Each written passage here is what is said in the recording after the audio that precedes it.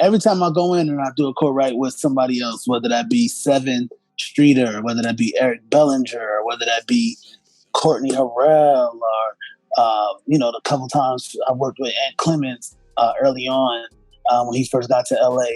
My brother Ryan Toby, my brother Chaz Marcus, and my brother Costume Den. Like anytime I work with another creative person, I always glean something from them. You feel me? I always get something back from them. So there's been so many in my 10-year career that I could point to. You know what I'm saying? But if I had to say one that might stick out right now in my head, man, I did this song, which is crazy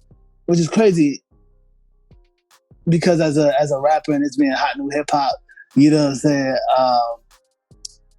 24/7 hip hop. As a rapper, what I'm about to say might seem kind of off base towards what the idea of what a rapper is, right? But I did this record and it was the #1 gospel song in the country, right? And it was called Say Yes for Michelle Williams and Beyonce and Kelly Rowland. And the reason that sticks out to me is because it is a gospel song. And it is a song about God and my beliefs and the way I was raised. And, and it's like, I wanted to do my grandmother proud, like when I did that record. My grandfather proud, they sitting right here. I don't know if y'all can see that, but anyway, they on my chain. I wanted to do them proud. My grandmother was a pastor. My grandfather was the deacon of the church. So I was able to write a song that ended up going to those beautiful women who are like superstars. And I wrote the song in the same way I write my other songs. I just freestyled it from the head.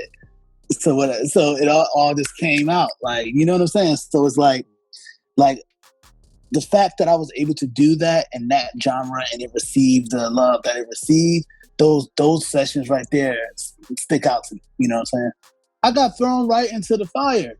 That's the thing. I got thrown right into the fire. As soon as I came off the plane to LA, I was in a session with Jamie Foxx, who is, he Jamie Foxx. Motherfucker's like the biggest star and maybe the most talented motherfucker in the history of Hollywood, right? So I got thrown right into the fire and was co-writing songs with Jamie Foxx.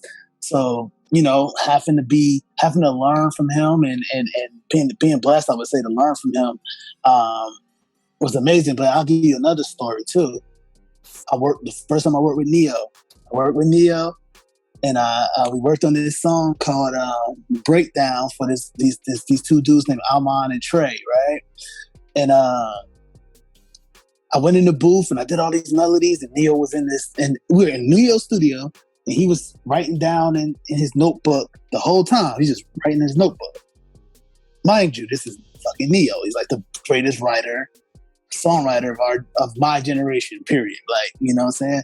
So I come out the booth and Ne-Yo looks at me and he says, "Hey, you mind if I go in there?" Like, first of all, you Ne-Yo, don't ask me no fucking question. Secondly, this is your studio, so definitely don't ask me no questions like that. Now, I'm like 8 years into my career at this point, so I could have been, you know what I'm saying? But I'm like, bro, this is Ne-Yo. He go in there, he sings his whole thing down, right? And then he gets to the chorus, and he like, yeah, we're gonna lead his chorus. So he comes out, we playing it back, and then he critiques the chorus. And by this time, it's like some of his friends have come over, and there's like a few people in the studio, and like he tells me like, yeah, the chorus is this, that, and the third, and it could be better. You could change this and that. Bam, bam, bam. And his one of the other people that's in the studio was like, "Oh man, you just gonna shit on his song like that?" And he's like, "Nah, I ain't shitting on it. I'm just saying, like, it could be better. It could be different." And the pride in me kind of felt like, damn, in front of everybody, like, you know what I'm saying? I'm getting critiqued. But then I thought about it. I'm like, well, you getting critiqued by Ne-Yo. Like, let's rewind. 2012, I co-wrote a song called Think Like a Man, which had Jennifer Hudson, Ne-Yo, and Rick Ross on it. So I never worked with him, though. He just did his own verse. and got on the record. Let's go back past 2010 or 12, whenever that was, to 2007 when I decided to be a songwriter.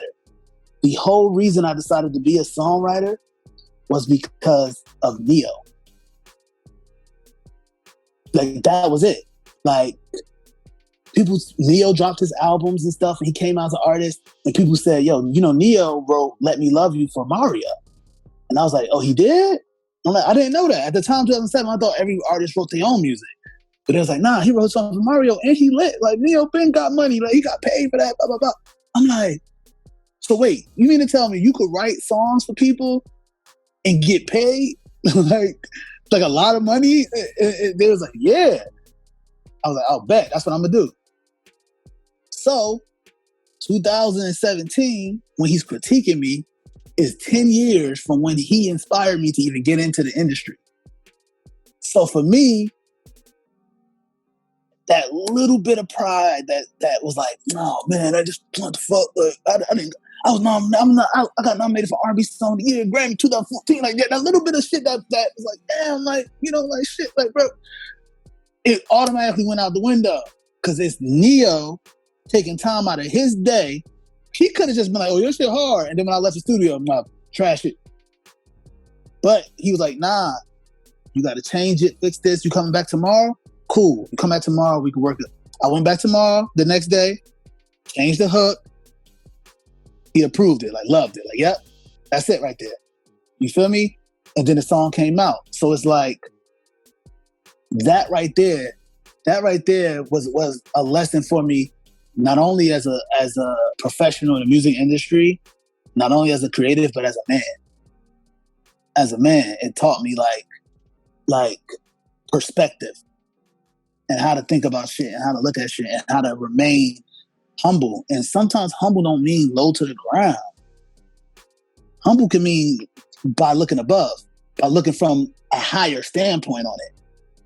Right? We hear the word humble and we think like humble mean like, oh, you gotta be beneath people. No. Humble means that your perspective on the situation is so great that you are able to approach it in a way that you are humble. You know what I'm saying? And how you approach people and how you deal with people, how you deal with things. So that taught me that, and I'm forever grateful for him. I got a chance to tell him about that, and like talking to him and tell him like, yo, this is what you was able to do for me twice. So that was dope.